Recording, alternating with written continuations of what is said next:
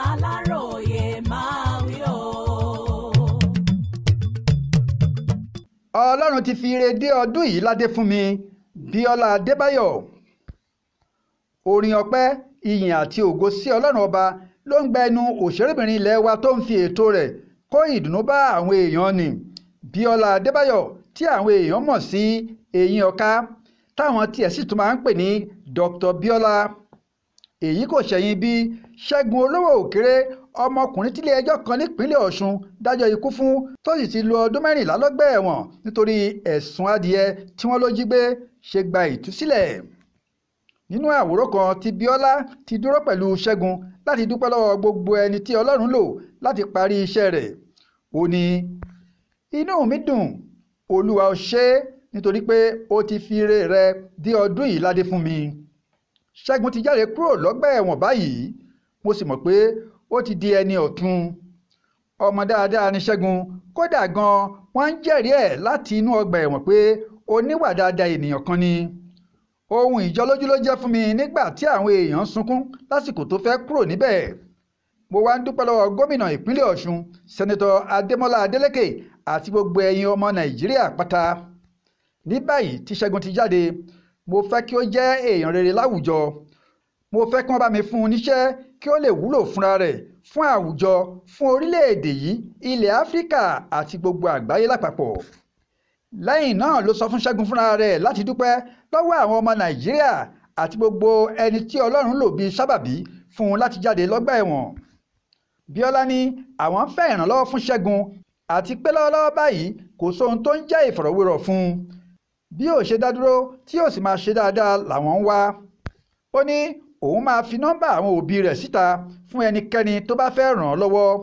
Òun yóò sì rí dájú pé ó dé ọ̀dọ̀ wọn gẹ́gẹ́ bí ìṣe òun.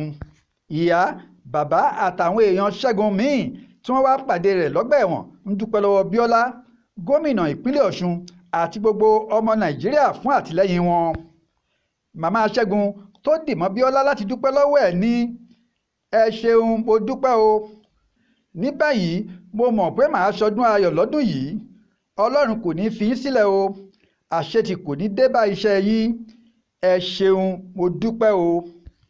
Ká rántí pé orí ètò Bíọ́lá Adébáyọ̀ tó ń pè ní Talk to Be táwọn èèyàn sì máa ń sọ ìrírí ayé wọn ni ìyá àti bàbá Ṣẹ́gun wá láti sọ bí ìrìn àjò tó gbé ọmọ wọn dé ọgbà ẹ̀wọ̀n níbi tó ti ń retí ikú ṣe bẹ̀rẹ̀ lọ́dún 14 sẹ́yìn.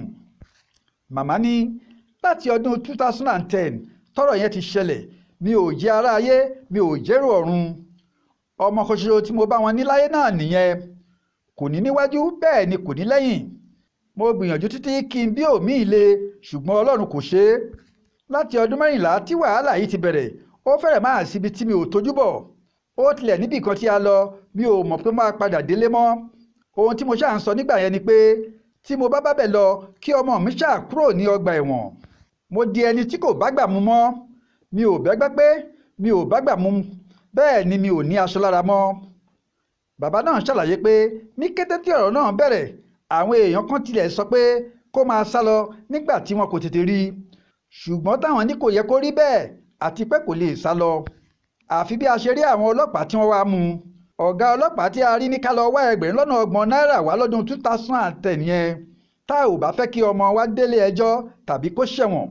Ṣùgbọ́n $20,000 la rí ṣàjọ àfi bọ́n ṣe dájọ́ ikú fún ọmọ wa. Látorí ètò yìí ni Bíọ́lá ti rawọ́ ẹ̀bẹ̀ sí gómìnà Adélékè tí òṣèrékùnrin ilẹ̀ wa kan Lukman Adéwálé Yekini Lukie tóun náà jẹ́ ọmọ bíbí ìpínlẹ̀ Ọ̀ṣun àtàwọn èèyàn míì dá sí ọ̀rọ̀ náà láti lè jẹ́ kí gómìnà ṣíjú àánú wò ó. Bákan náà ni wọ́n ní ọmọ náà ti kẹ́kọ̀ọ́ gboyè láàrin ọdún 14 tó wà lọ́gbà ẹ̀wọ̀n, ṣùgbọ́n táwọn ò rówó yọjú sí ibi ayẹyẹ ìkẹ́kọ̀ọ́jáde rẹ̀. Iṣẹ́ ìkíni kú oríire làwọn èèyàn rán sí Ṣẹ́gun àti àwọn òbí rẹ̀ àti Bíọ́lá Adébáyọ̀, tí wọ́n sì tún dúpẹ́ lọ́wọ́ Bíọ́lá fún bí Ọlọ́run ṣe gbọ́wọ́ rẹ̀ sọ ìrètí àwọn èèyàn dọ̀tun nípasẹ̀ ètò rẹ̀. Wọ́n lóun gan alára kú oríire àti pé lóòótọ́ ni Ọlọ́run dé ládé ire lọ́dún yìí. Monísọ́lá Sàká ló ṣàkójọpọ̀ ìròyìn fún Aláròyé online television. Akin Akínníyì ló kà á sí etí gbọ̀yìn.